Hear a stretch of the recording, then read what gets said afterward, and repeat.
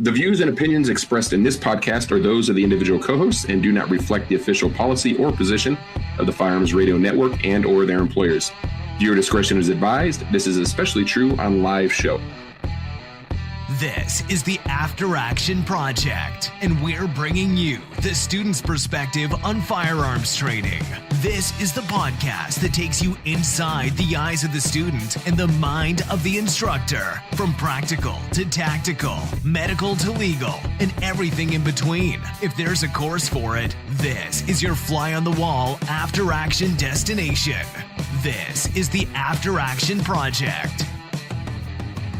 Tonight's episode is brought to you by JC Arms and Ammunition. These guys make the best, the cleanest, the flattest shooting ammunition out there. So check those guys out. Judson, I think you've shot, 20 or 30, 35 rounds through your guns with JCAA. Is that correct? Somewhere about there? Did you say 35 rounds? Yeah, 20 to 35. 50? Was it 50? 50, maybe. 50. 50. 55. Maybe. Put a K on the end of it, and that's closer to what you've actually done. After that. Yeah. All right. So check. I've been shooting JCAA for 3.5 years now, and up until 3 or 4 months ago, I averaged about 1,000 rounds a month. So that's how much I love their product and how much I used to clean my guns constantly, and then I started shooting JCAA. I barely clean them anymore. I'll run a patch down the barrel, and that's about it. Are you saying I could clean my guns less if I use JCAA? Don't clean your guns at all. Hey, Andy, how do you clean your guns? Well, let me tell you how much Judson loves guns, or JCAA ammo. So he came down here and he said, Andy, do you have any JCAA that I can borrow just for the weekend for carry ammo? I said, sure. How much you need? Oh, just 30 rounds. I said, cool. Here you go. Guess who left with my ammo? Oh, Here you go. He took all your ammo. He took all my ammo. Just to give you an idea, I believe a box of 50 rounds of their 9mm self-defense ammo, their hollow point ammo, is $30. And that's unheard of. Typically, you're paying $25 for 20 rounds. And this stuff is great. I haven't had any issues cycling it through any of my guns. And I believe, I know that's true for Judson and Andy as well. So check those guys out. If you aren't a Patreon, feel free to jump over to patreon.com/afteractionproject. And if you'd like to support the show, sign up there. Big shout out to Tim K, a huge $5 sponsor per show for us. Nathan P, Matt W. Some of you guys might know him as the Shit Talker, Funky Walker. Jared N, Bobby P, and Andy M. That's Andy Montoya. He's a Patreon. I believe so much in what we're doing that he's subscribing and helping out the show through that as well, in addition to giving his time.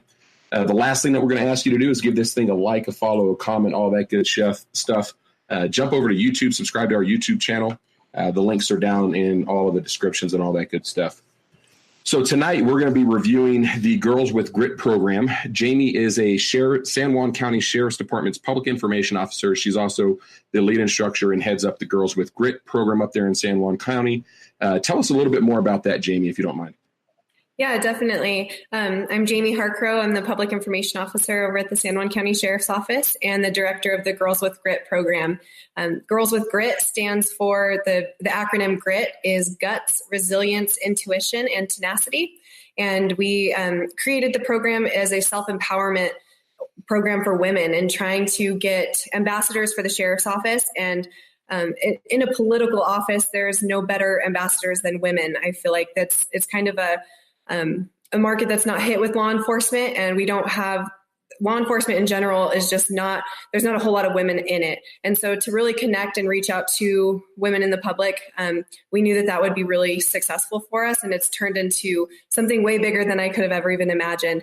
It's a 10-week program. There's 12 classes involved.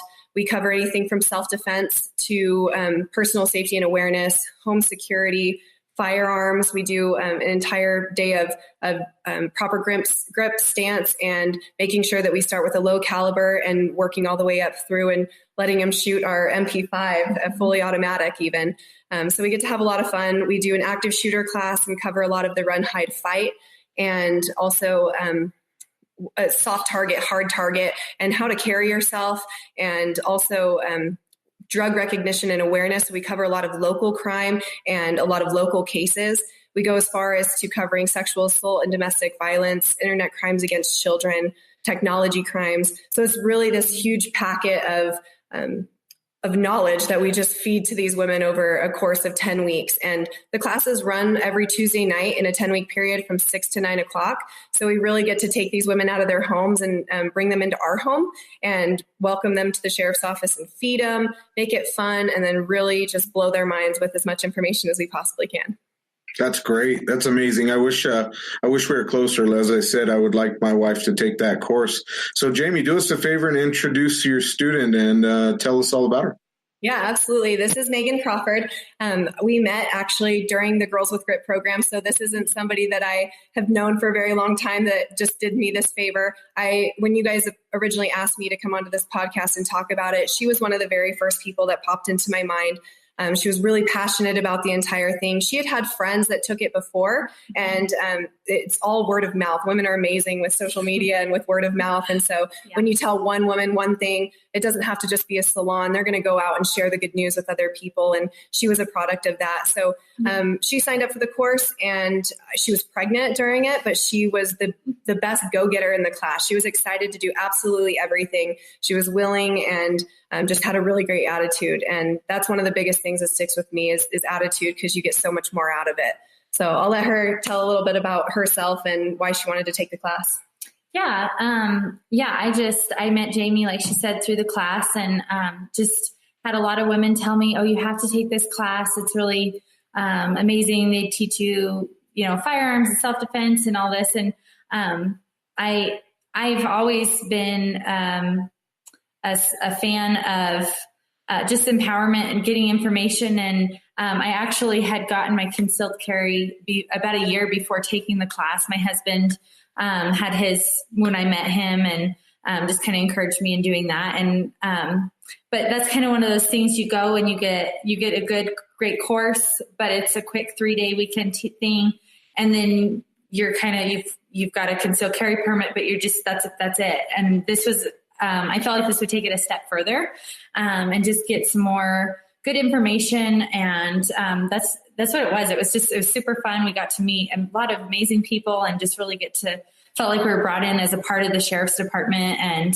it was a super great class. And I just felt like we got so much out of it. I've pushed a lot of women to go to it. And my husband and I feel like we'd love to be a part of supporting it in any way. And it's just great. I think a lot of women want to not feel like a victim, but at the same time, they really just don't know what they need to do to, what that means. How do you go about that? And so I think it goes beyond just maybe carry a gun, because there's so much more to it than that. Although that's huge, that's not really all that's about. There's so much about being aware of your surroundings and what the community offers and what's actually going on. Because some of us, I stay home with 3 boys. I'm like the chaos coordinator at the Crawford house, and that's basically what it feels like all day. But, you don't always see what's going on. So it's good to kind of hear in a removed setting, like, actually, this is really what's going on in our community. And these are the stats here, not just on the news. And it was a great class. That's amazing. You said right there, it's not all about guns, and we're the same way. Although we teach firearms, the bigger picture is we teach mindset, right? We teach that situational awareness. And I always take it a step further. It goes beyond situational awareness. It's more about personal awareness. What am I doing in my area? Where am I going at the stupid places at stupid times with stupid people? What am I seeing constantly? And as you said, as a chaos coordinator, I can't even imagine that, because I have a daughter. She's about to turn 20. So it's been a long time since she's been that little. But for a mother, especially, to have to be able to manage that environment along with having to manage their children is surely a challenge. And I think that's just an amazing thing to take this beyond firearms. And of course, being able to shoot a fully automatic MP5 is not a bad thing either. I'm kind of jealous about that, because I've never done that. But Judson, what do you think about the course so far as a whole and mindset? I teach a lot of middle schoolers and young kids, run, hide, fight, and, Second Amendment, firearms awareness, safety, and all that. And I think what you guys are doing is just top notch when it comes to, when you were in one of my classes last weekend and you were asked to teach a module on run, hide, fight. And like Andy said, both the instructors in the classroom were taking notes on what you were saying. So, what you guys are doing is just awesome. I think it's great. And I have a question for you though. all the situational awareness, all of the firearms, and the range time and the MP5, and I've shot those before too. And it's totally awesome to shoot a full auto AR-15. But do you guys offer any sort of medical class when you do the Girls on Grit or Girls with Grit? No, actually, and that's been something that I've really wanted to implement, a less than lethal type of use of force, as well as tourniquet training. That's primarily been the thing that's stuck out in my mind, is potential tourniquet training. I believe that every single person on this planet needs to carry one. I think that there's so much benefit to that if people knew what the benefits of it were and how to use it, that would be amazing. But we have not actually done a medical class. There's 5 tourniquets within 10 feet of me right now. I think it's huge for mothers too. I mean, it's just a really big deal that you don't realize until you actually go through the training yourself and you start listening to the horror stories, or really the amazing life-saving stories that are produced from it. So I think there's a huge benefit to doing a less than lethal type of force with potentially tasers or really OC spray, I think, is the biggest thing. I see so many, 99% of the women that come into my class carry OC spray and they've never deployed it, and they have no idea what it does and have no idea how bad it sucks to accidentally spray yourself with it or something. Which like is that. Almost as scary as the women that come to the firearms training and say they carry a gun around and have never shot it either. Because we hear that all the time. Almost as scary as yeah. Well, I would like to get with you and maybe do some training with medical. We'll talk off the show or whatever, but I think it's hugely important for what you're doing and giving these women. I think that would be like the icing on the cake for you guys. You guys already have like an awesome program there. And if you can just get up, well, let's talk off air and see if we can get you guys to run a medical module. How long are your classes? How long do they last per day? 6 to 9 o'clock. So they're 3-hour blocks is usually what we do. And, there's always the opportunity. I mean, we've heard it time and time again. As soon as that 10-week wraps up, we always end our class with a graduation, and it's kind of a celebration party. We give them certificates and make it a lot of fun. And then these women are usually contacting me on Facebook or afterwards. And just like with Meghan, we became really good friends from it because they want more. And they're like, man, my time is over. What else can we do? I've developed a database of, almost 250 women that are constantly wanting more, and that we could always invite back as ambassadors to, continue on an alumni program for Girls with Grit. And if they would like to do a medical portion, I have contact information for all of them. And a lot of them have came on as volunteers for our office or continue to donate to our programs that we offer to the community free of charge. We have to raise money for. Cool. So most of us on this panel, Andy, myself, I'm not sure about Jeremy, but we've taken our local, Citizens Police Academy, where we sit in and go through, traffic stops and ride-alongs and, shoot the guns and, talk about, tasers and all that stuff. How would you compare this to what the police departments and sheriff's departments put on for Citizens Police Academies? So we have, this is completely different in my opinion. It's not something that we advocate or that we push that's like, come be a cop for the day or come see what the life of an officer is. Although everything is primarily taught internally, we do have some guest speakers that come in or people that are willing to offer their services that'll periodically come in and help with the class. But a lot of it is taught by our internal officers or deputies. And it's not really the promotion of, none of the girls actually go on a ride along during the course, but we show them how to fill out the form if they're interested in it. And a lot of them end up going about that. But as far as, any sort of comparison to even like the Reserve Academy or the Certified Academy, it's completely different. As a reserve deputy, I had to go through a lot of verbal judo style training or communicating under pressure. We do a communicating under pressure course for these women, but we focus it to complete all about the civilian mindset and really hit on how effective you can be in verbal judo with your children, with your husband, with aggressive people at the store or on the streets. And so it's definitely completely focused on the civilian mindset and not really anything to do with what you would experience as a law enforcement officer. But we certainly share our cases with them, and our detectives come in and do the sex offender registry and internet crimes against children, and they really do we don't let anyone in the course primarily under 18 because of the content that we're covering. and it's very real and it's very raw, and we tell everything. We are as transparent as possible. So they certainly get to feel what we do and get a newfound respect for it. But we want to really help them be better civilians and more proactive civilians and more involved civilians, and how to avoid ever being a victim. And if they ever were to unfortunately fall victim to something, where their resources are to help them and how they can be mentally strong enough to come out of that. That's awesome. So Meghan, who do you think who should take this class? What type of woman, or should it be should all women take it? Or is there a specific student that you think really should reach out and take this class? I think it's one of those things that anyone's going to benefit from that. You're going to have this stronger type A woman, but really sometimes you can get in trouble with that if you don't have the actual information behind that. You just have the guts to go do something, but you don't really know what you're supposed to be doing, or you're not wise about that. Then I think this is a better containing and maybe putting on some brakes and let me explain to you what's wise, what's not. Whereas, you've got the more timid, probably maybe a softer target type of woman, but she needs to understand where she can step up and what she needs to do. And so I really think it's fantastic for anyone. And really, I think everyone going through that goes, man, I wish my daughters could take this in high school. And I wish my mom could take this, as an elderly woman. And I think it really has a place for everyone.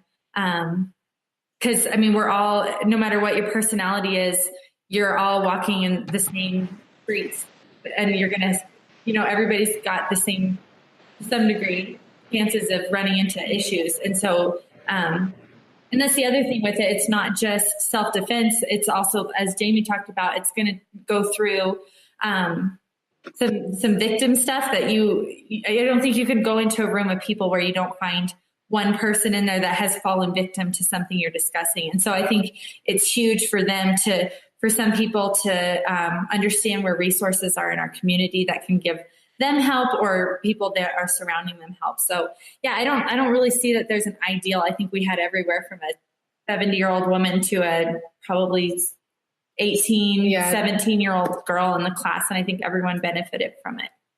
And one of the biggest things we always do the first day of class, I think we have everyone stand up and then or count them off 1 through 4, and every fourth woman has to stand up, and we say, look around, and on average in a class of 35 women, everybody in a group of 4, there's at least one of those 4 that have been victim of sexual assault or domestic violence or some sort of terrible crime. And a lot of them haven't talked to other people about it. So they're coming into this class not really ever speaking with somebody about it, or knowing that there are other people that they can connect with that have been in those types of situations. So bringing in a guest speaker that they can really relate with. I know our 2 sexual assault survivors that spoke last time had no idea who each other were, but they both were local cases that our detectives helped, and they were both rape survivors, and they stay in contact with each other now, and are huge support for each other, and also just a huge support system for the sheriff's office in helping all of our women, our Girls with Grit students really grow whenever they've fallen victim to something like that. Yeah, when you talk about that 1 and 4, so I've driven to Farmington. I'm actually up there kind of often, and on the way there's these big billboards. And just for the perspective of everybody else that watches the show, Farmington is surrounded by a huge Native American population, tons of reservations. And when you see those signs, those big billboards saying 1 in 4 Native American women are sexually assaulted, it just kind of hits you in the face, and it makes you think about it when you're out there in the middle of the nowhere, and it's powerful. So the one thing I want to ask you guys about, so there's a firearms instructor. We're hoping to get him on the show. His name is John Lovell. Check him out on YouTube. He does some amazing stuff, and he talks about feminism on his YouTube page, and he talks about the reality of what we see in movies and stuff like this. We always see the women now are the powerful ones, and they're the tough ones, and they're beating guys up, and they're punching them, and they're flying across the wall, and all this silly stuff that we see. And he also, he gives much credit to women too. And he's like, you guys can do things we can't, like create people, replicate. But do you guys talk about some of that stuff in class to kind of open up the eyes of your students? I mean, the reality is, and he says it on his podcast, and I've heard it myself. A lot of females will say, well, I grew up with tough brothers, and my brothers used to beat me up all the time, so I know that I'm tough. And that's just not a reality. And so do you guys talk about that in your class? Oh, yeah, absolutely. Our self-defense portion, I think, when you say we're pretty clear on the self-defense portion and how it's focused specifically to women and the way our bodies are built. And it's silly for us to try to pretend like we're going to stand toe-to-toe with somebody who's a big, huge, brawly man and be able to survive a full-on fist fight. And so our self-defense portion is very realistic, and it is not focused on a toe-to-toe fist fight by any means. It is making sure that you're not taken from one location to another. Your chances of survival significantly decrease at that point. And so our primary focus is making sure that you can get yourself out of a situation if you're being taken, if you're trying to be taken, how to get out of that situation. So we start off with a soft target versus a hard target. And when you're carrying yourself out in public, making eye contact with somebody, and somebody's so much less likely to approach you, especially inappropriately, if your shoulders are up and your shoulders are back and you're looking at them directly and acknowledging them that they're potentially walking to you. And as they get closer, what's the one thing that you can remember if somebody is approaching you and you don't want them to be? Yeah, you speak up. You start yelling at them. Don't be afraid to be the crazy lady in the parking lot versus the silent lady in somebody's trunk. And so that's the reality of it, is that, we say that God made the hip flexors of men the perfect curve of a woman's foot, and that your strongest parts of your body are going to be your legs. And that's where we can benefit from making sure that, there's only one position that they're going to have to get in if they're going to try to rape you. So how are you going to combat them, and where are you going to put your feet? And once you get your feet in that position, how can you twist your body to rotate, to get away and run?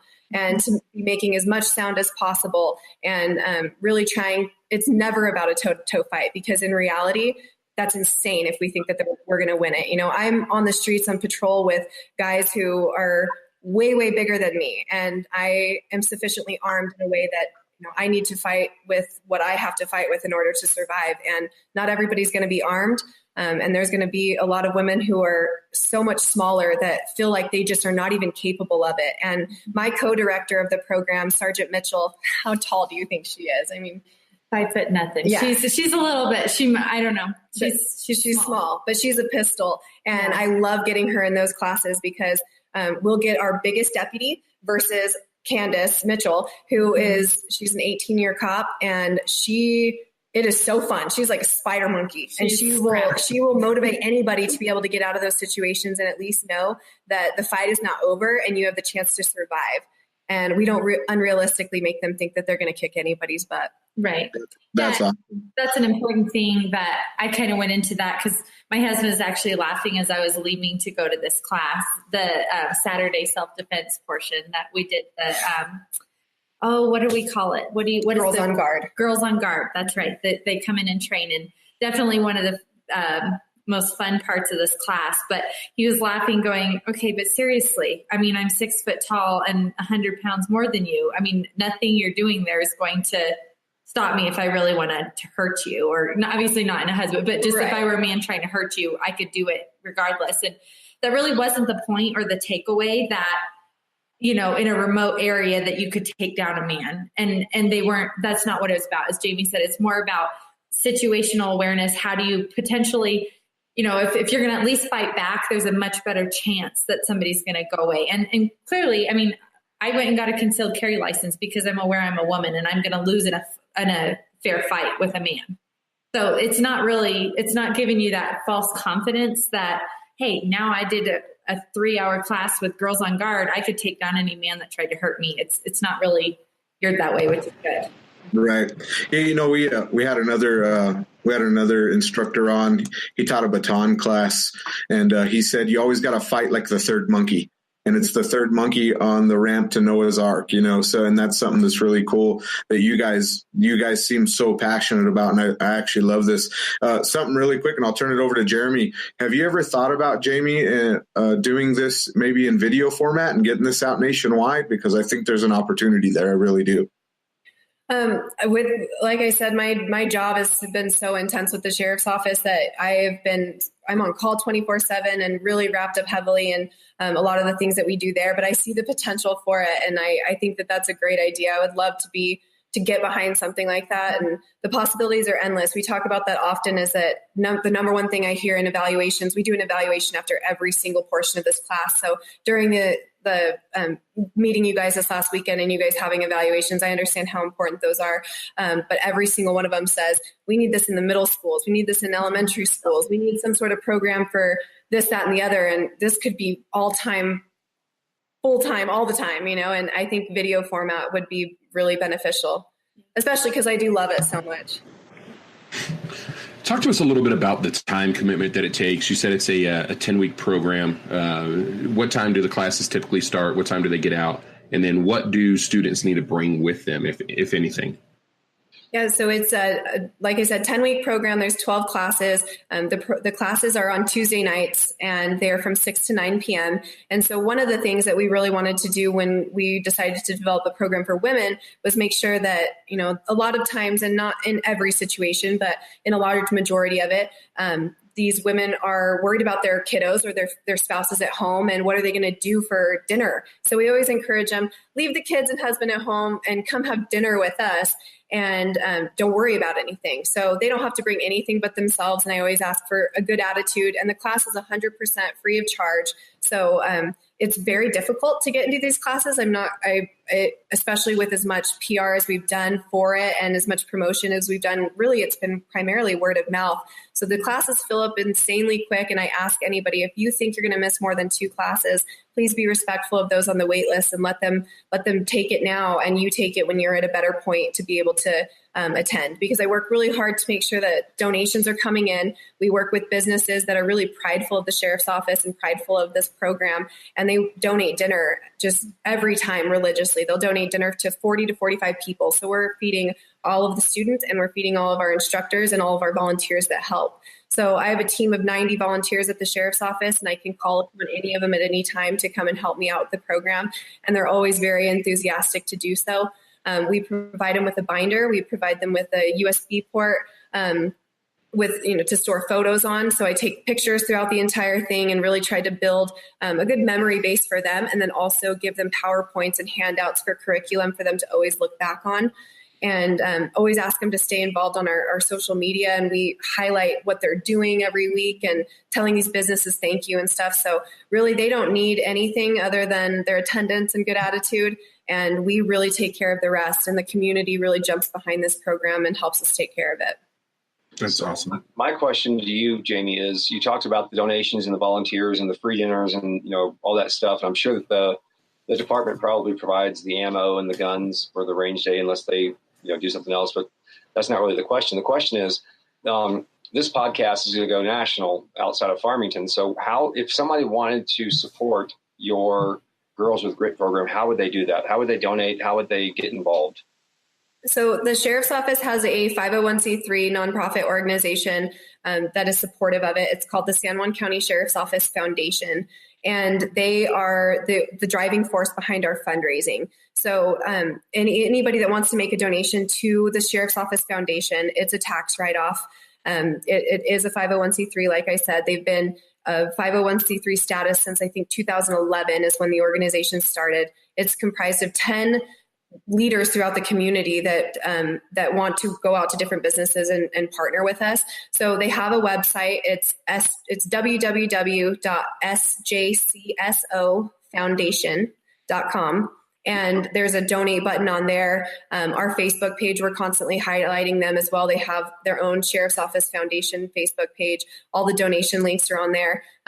Please contact me. You can reach out to me and I'll put you in touch with the foundation and give them the EIN number for tax purposes. But we have, Sportsman Warehouse here every year. They donate about 75 pepper spray. So they always make sure that each woman each female in the class gets a goodie bag with pepper spray in it. East Main Trade Center, Chemo Vista, a few of these different businesses in Farmington will donate earplugs and other little goodies. The foundation does pay for the ammunition that the girls shoot, but any sort of donation on ammunition or on training weapons or firearms of any kind is always very appreciative. So anybody that's interested nationwide on even, finding out information on our program and how they could potentially duplicate it in their own offices, their own sheriff's offices across the country. I mean, that's what this is about. It's duplicating this all over the place. I haven't created something that I'm so prideful of that I would never share it, because I think everybody needs to hear about it. And I'd be happy to speak with anybody that'd be interested. Just watching you, Jayme, you're so passionate about this thing, and I absolutely love it. I think it's great, and I hope you guys continue. Meghan, what was your favorite part of the Girls with Grit program? My favorite, I think, was actually we got to go to the training facility where they take the deputies, and got to do spend a little time with the simulator there and taking some situations. That was super fun for me. I really, I've been to the range before. I've been shooting, and that's fun. It's great. It was really fun to kind of get how would you react to whatever's thrown at you situation.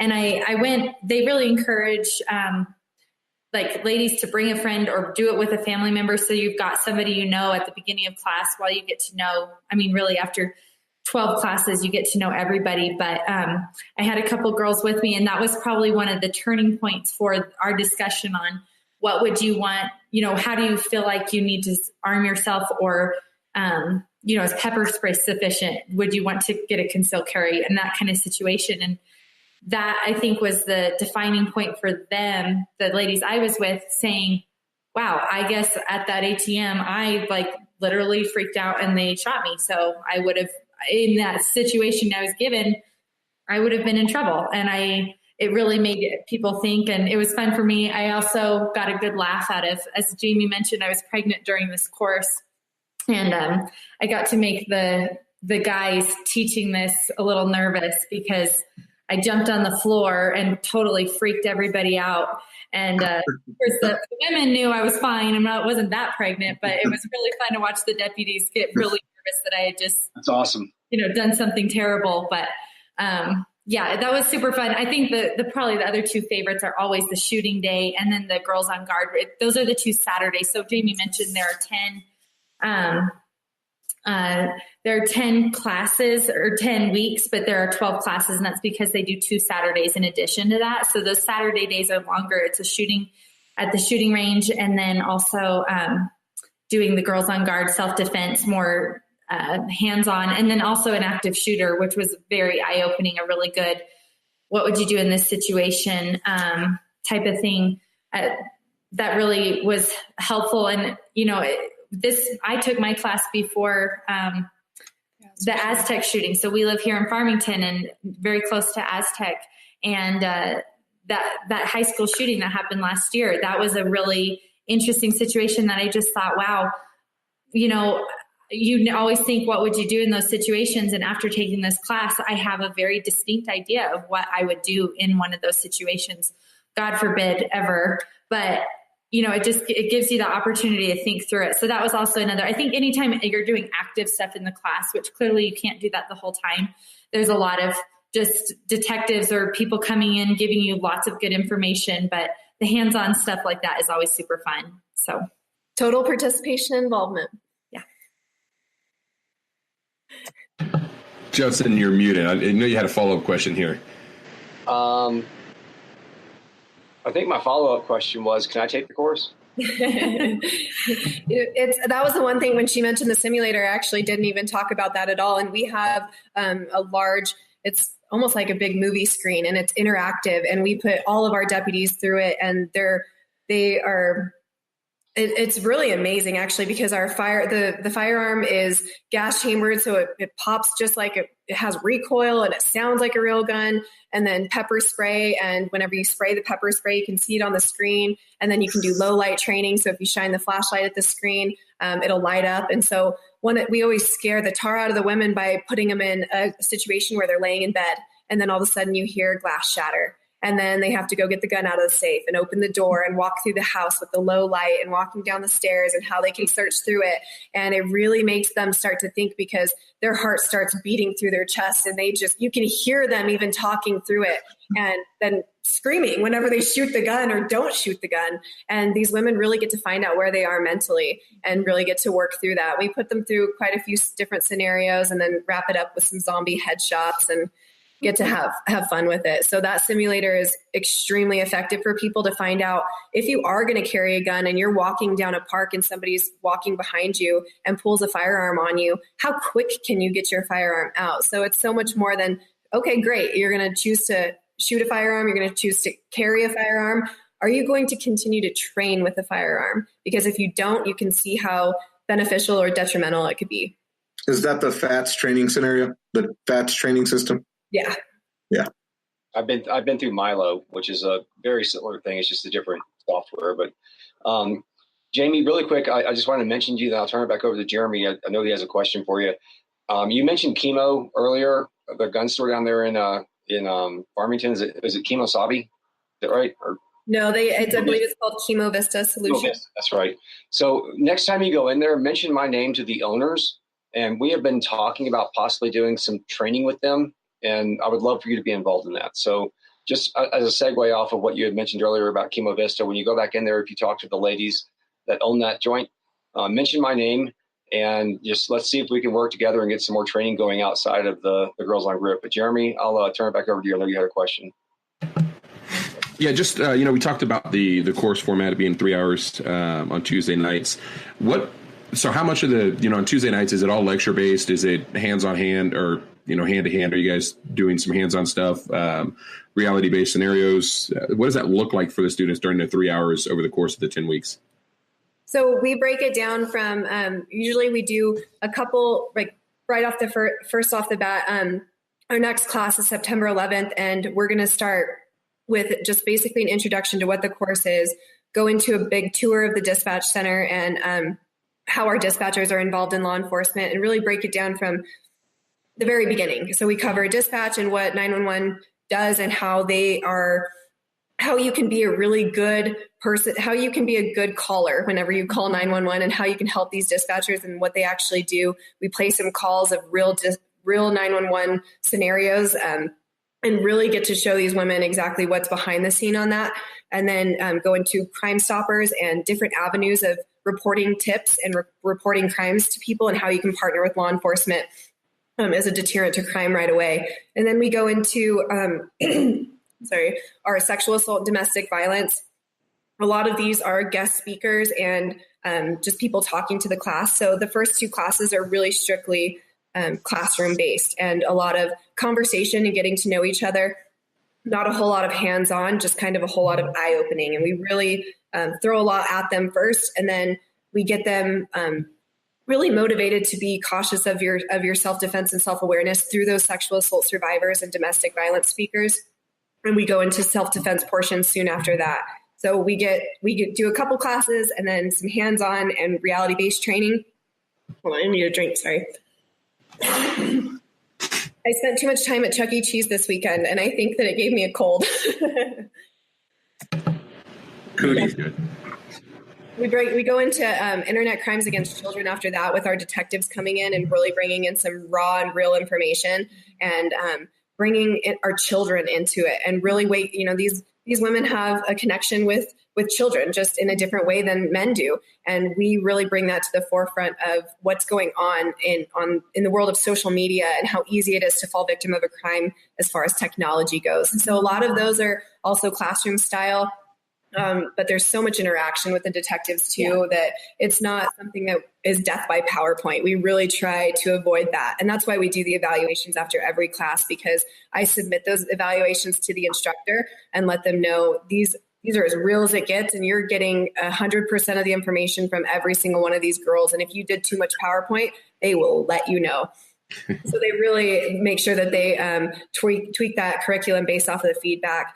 And then we get our Region 2 narcotic guys in there, and they bring a box of goodies and all kinds of stuff of what they deal with as far as our drug recognition and awareness class. And we have a really passionate sheriff too that's really, really prideful of this program and has spent his whole career investigating homicides and working narcotics. And so he comes and does a really fun perspective on things, but gets them motivated into what the state laws are and how you can make a difference as far as legislation and where to ruffle feathers to make change. And that's really exciting. I think the poor judges in our community get this like immediate uproar after especially drug recognition awareness, because everybody's just, that's the law, that's not right. And it's all, well, this isn't this is an enforcement issue as much as the legal system. And so I can only imagine the emails they're getting from these ladies. But. Yeah, because our sheriff, he works them up and they're like, what can we do? And he's like, you let them know that you care and you reach out and tell them you need change. And so it's really fun to see how interactive that can be and how much they get motivated and leave this class just fired up in the best way possible. And so from there, we go straight into firearms and that simulation where we train them to shoot the firearms and live ammo, everything. And then they're really comfortable with how a semi-auto actually is how you manipulate it. We let them know the nomenclature and get them familiar with just the entire process of a firearm, and then put them in the simulator where they're already comfortable with the firearm. They already know it goes boom. And now try to put that firearm into play with your mental game. And how are you going to react in that situation? If you were to pick up a gun tomorrow, or a lot of these women, like she said, that already carry a firearm and don't even know how they would react if they were put in a really terrible situation. And so at that point, we break it down to communicating under pressure and how you can be a verbal judo queen and talk yourself hopefully out of a situation before you ever have to use that firearm. Or God forbid, OC spray. And then also our last class before graduation is active shooter. And that's where we cover the run, hide, fight. And it is so fun. I can remember this girl, her and some of her friends. Yes, it's very hands-on. We send in a guy in a red man suit after we've put them through a lot of mental training, and we send him through with a firearm with a laser on it, and he'll break into the room as an active shooter. And the first scenario is, bang, bang, bang. He gets a whole lot of people, and we were like, okay, there were 7 casualties out of 30 in a minute time frame. If you knew he was coming, what would you do? And kind of break them through like 3 scenarios of turning off the lights and putting the desks in strategic places, making it a little bit harder for them. And then the girls start kind of getting it. And they start grabbing water bottles and chairs and binders and pencils. And 2 very eager women shoved 2 office chairs into my foot that night, actually. As the pregnant one, we were very worried about her. They're just like shoving stuff all over the place, and it's fun. And I can remember one of the girls getting a jacket and putting it over the head of the shooter. And the girl grabbed the firearm out of his hand and then held him down at gunpoint. And everybody just cheered and went crazy. And I mean, it happened so fast. And like I said in the class this last weekend, that it takes one spark to start a fire. And that's a huge thing that we focus on there, because it's very easy for people to fall into that bystander effect. And when you can show them how effective just trying to change the behavior of the shooter or in that type of situation, they're cowards. We teach them that they're cowards. They do not want to get hurt and they do not want to get caught. And if you can be the spark that initiates that fire to make either of those happen, it's just like the scenario in the Aztec shooting at the high school. He was such a coward. He put cotton in his ears because he didn't want to get his eardrums hurt, but he wanted to commit a horrible atrocity. And as soon as those law enforcement officers fired rounds through the door, they changed his behavior quick, and he knew he wasn't there for a fight. Yeah, I'm totally stealing that it takes a spark to start a wildfire when we talk about shootings and stuff like that. So just letting you know, I'm already stealing from you. As instructors, that's the one thing that we teach, as Judson's always taught and on up, is, say it twice and call it your own. So I got a couple more times to use it and give you credit, Jayme, but then after that, I'm stealing it, so I'm calling it my own. You're stealing from the best. That's right. I like the better to be a crazy lady in the parking lot than the crying lady in a trunk. That was good too. Yes. Awesome. I will say that Jayme graduated at the top of her class in her instructor pistol instructor class this past week, an absolute top tier. Absolutely did. Unbelievable instructor. Thank you. That's awesome. Hey, so I know we got to kind of wrap it up here. Meghan, what advice do you have for our listeners? Just general advice. It could be related to Girls with Grit or anything in general. What's your advice for those listeners? I'm guessing thinking specifically for women in this, or are you just saying in general? Like in general, or it could be for women, whatever you think. What would you like our listeners to take away from this episode? I just think you need to inform yourself. It does no one any good to bury your head in the sand and hope that you never run into a problem. And so, I'm all for let's get informed. Let's arm ourselves to the degree that we're comfortable and competent.